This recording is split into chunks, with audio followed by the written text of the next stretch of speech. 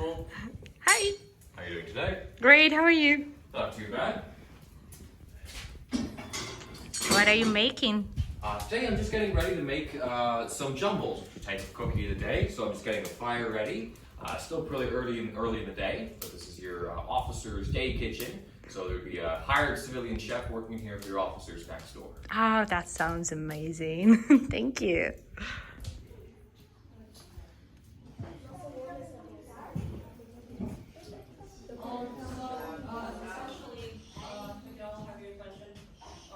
This room over here is the senior officer's second room. So when you're a senior officer, you didn't only get a room to yourself, you also got a second room where you can store and put all your stuff.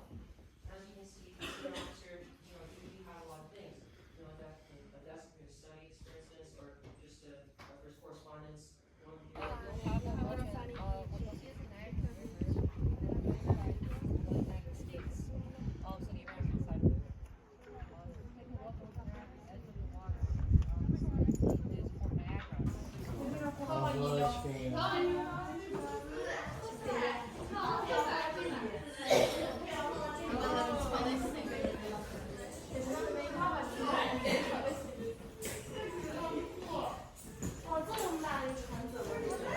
Going in the other direction, if you keep going down Lake Ontario, we're right here, this white spot right here, that's Niagara Falls, but you can go around that, and after that you get into Lake Erie, which then gives you access to, for instance, to Lake Huron, Lake Michigan, and Lake Superior, meaning that now you have access to basically the interior of all of North America, which makes it a very, very valuable spot to be in control of, and that's why right over here the British have a series of forts and a series of different fortifications to allow them to keep control of the river and protect their men, protect their soldiers, protect whatever they're trying to bring up and down the river. We're going to go to the last stop, which is the musket demonstration.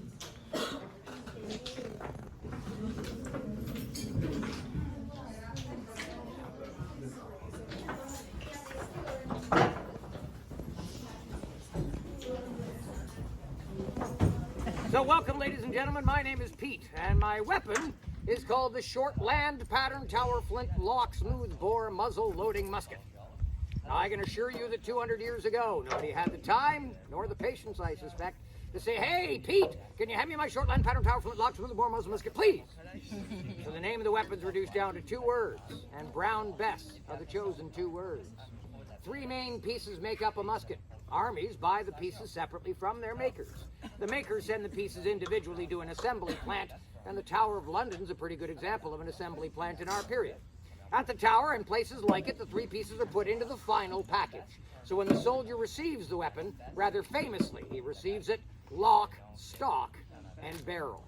The moving pieces on the lock, we have a frizzen, F-R-I-Z-Z-E-N. This is nothing more than a hardened piece of steel. Its main job is to hold the gunpowder into the area directly below it, called the pan.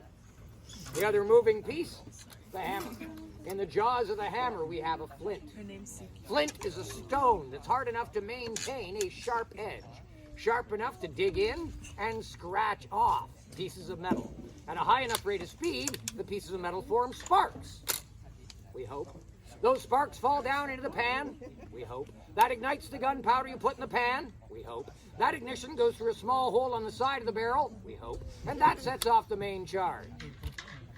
On a good day. Yeah, there's a lot of hoping when firing one of these things. The British soldier, the American soldier, the French soldier, the Prussian soldier, every soldier understands the weapon in his hands has a misfire rate of 30% in perfect conditions.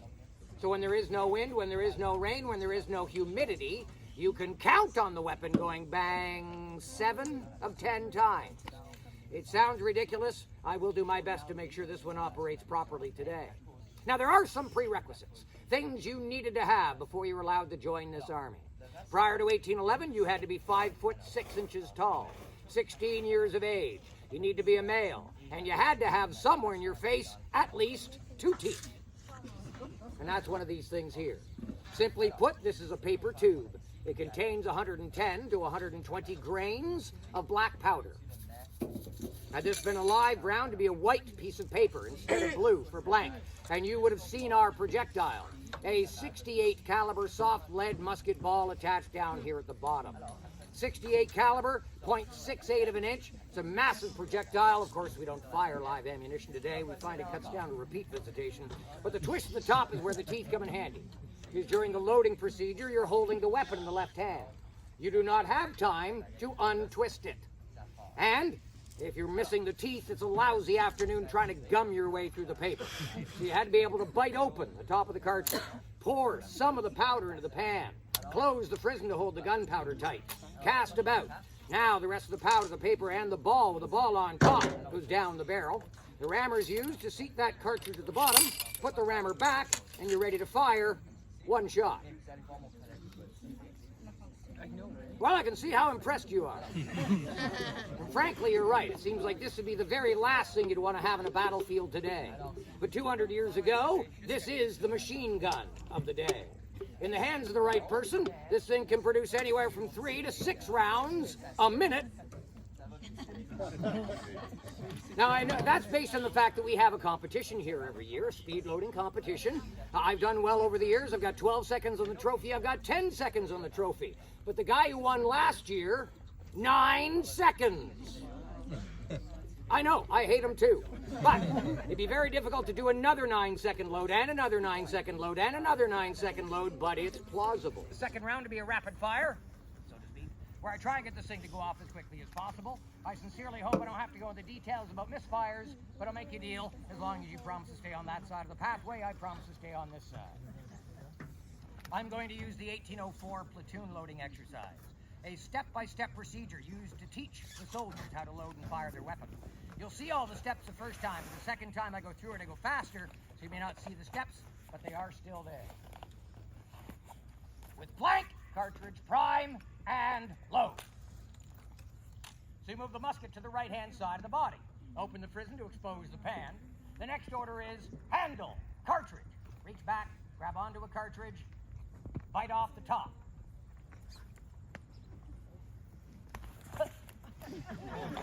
Prime, pour some of the gunpowder in the pan. Close the frizzen to hold the gunpowder tight. Cast about.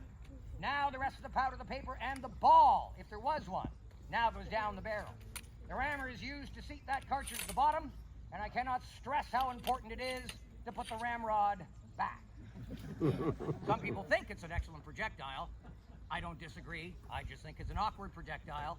And the awkward part is going across the field and asking for it back. So, they tell you in the manual, tap it. Be sure you put it back. Left in the barrel, good chance you're going to create a shish kebab on the other side.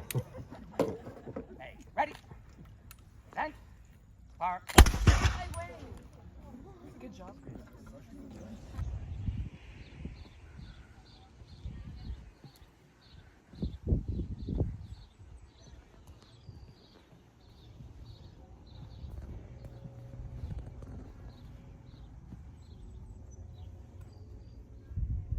Kind is when we want to tell you sort of what time of the day it is, and we'll talk about that in a second. So if we want all the drummers to show up in one spot, they would beat a drummer's call. Drums, take care, drums. Attention. Drums. Eddie. Beat.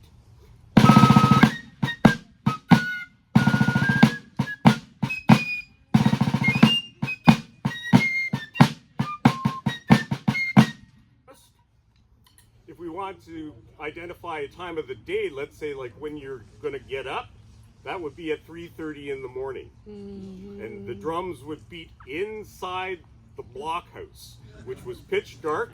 It had been locked all night long. So we'll give you just a little bit of the reveille. Drums. Eddie. Drums.